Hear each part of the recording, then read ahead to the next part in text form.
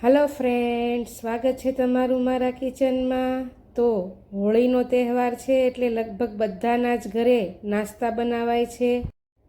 आपणा गुजरातीओना बधाना ज घरे तहेवार में बनता एवा आपणे आजे बटाकानी जाडी सेव बनावीशुं, जेमां आपणे बटाकाने बाफवानी के पछी बाफीने छीणवानी जरा पण झंझट वगर फटाफट 15 થી 20 मिनिट में बनी जाए तेवा गाठिया बनावीशुं। आ आलू सेव आपणे बजार पेकेट में तैयार मळे छे तेवी एकदम खस्ता अने क्रिस्पी बनावीशुं।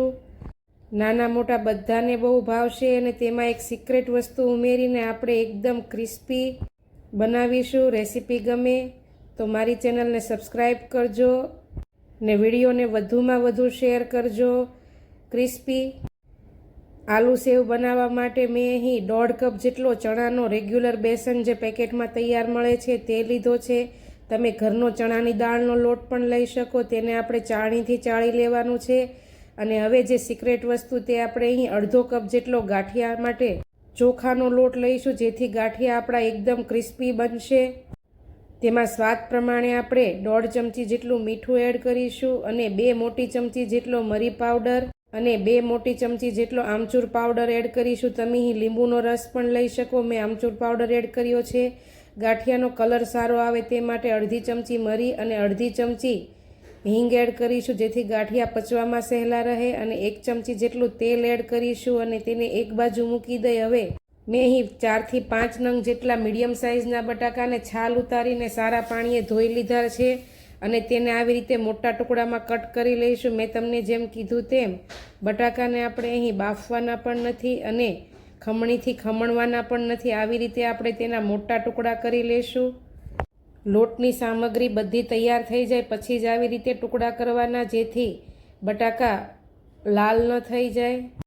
આ રીતે બટાકાની સેવ બનાવતી વખતે તમારે વાર પણ નહીં લાગે અને લાંબી ઝંઝટ પણ નહીં થાય।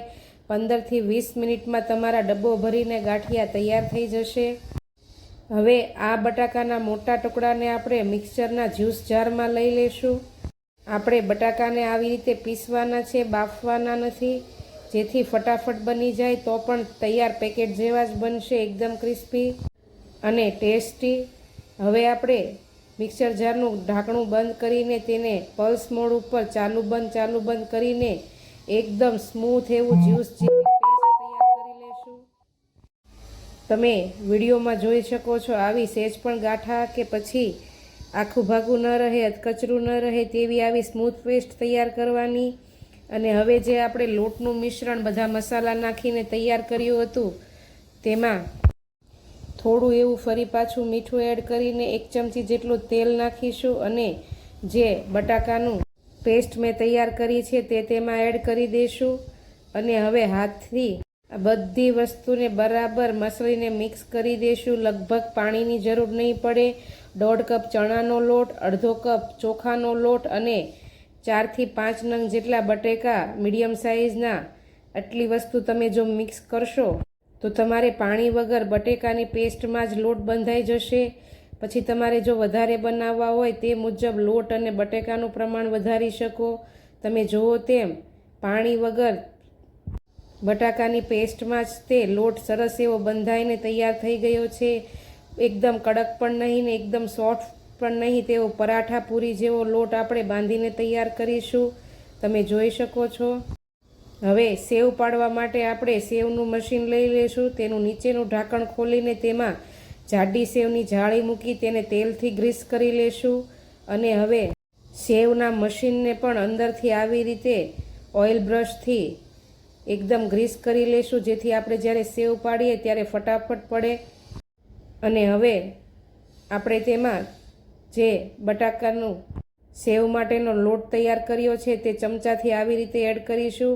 સંચામાં બધો જ લોટ જેટલો સમાય તેટલો બરાબર ભરીને પછી આપણે તેનું ઉપરનું ઢાંકણ બંધ કરી દઈશું। ત્યાં સુધીમાં મેં અહીં મીડિયમ ટુ લો ગેસની ફ્લેમ ઉપર તેલ ગરમ કરવા માટે મૂકી દીધેલું છે। તેલમાં લોટની કણી પાડીને આવી રીતે તેલને ચેક કરી લઈશું। જો બબલ્સ થઈને ઉપર આવી જાય તો સેવ પાડવા માટે આપણું તેલ રેડી છે। હવે સંચાથી આવી રીતે રાઉન્ડમાં આપણે ફેરવીને સેવને પાડી લેવાની છે. ગેસની ફ્લેમ હવે આપણે મીડિયમ ટુ હાઈ કરવાની છે, લો નથી રાખવાની.